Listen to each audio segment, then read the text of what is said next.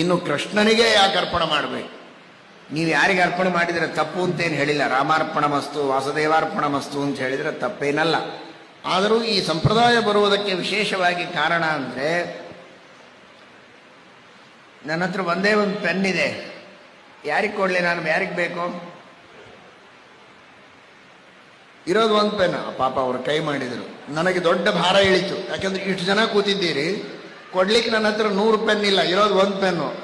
ಸಹಜವಾಗಿ ನಾನು ಅವ್ರಿಗೆ ಕೊಡ್ತೇನೆ, ಈಗ ಕೊಡಲ್ಲ. ಯಾಕೆ ಅಂದರೆ ಅವ್ರು ಕೇಳಿಬಿಟ್ರಲ್ಲ. ಹಾಗೆ ರಾಮ ಇದ್ದಾನೆ, ಕೃಷ್ಣ ಇದ್ದಾನೆ, ಮತ್ಸ್ಯ ಇದ್ದಾನೆ, ಕೂರ್ಮ ಇದ್ದಾನೆ, ಯಾರಿಗೆ ಕೊಡ್ಲಿ ನನ್ನ ಕರ್ಮವನ್ನ? ಕೃಷ್ಣ ಏನು ಮಾಡಿದ ಅಂದ್ರೆ ಕೈ ಎತ್ತಿದ.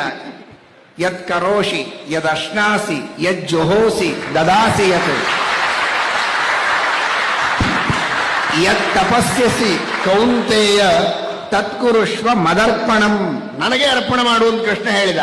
ಸರಿ, ಅನಂತ ಅವತಾರಗಳಿವೆ, ನಾನೇನ್ ಮಾಡ್ಲಿ? ಕೃಷ್ಣ ಕೇಳಿದ, ಅವನಿಗೆ ಕೊಟ್ಟೆ, ಕೃಷ್ಣ ಅರ್ಪಣ ಅಷ್ಟೇ.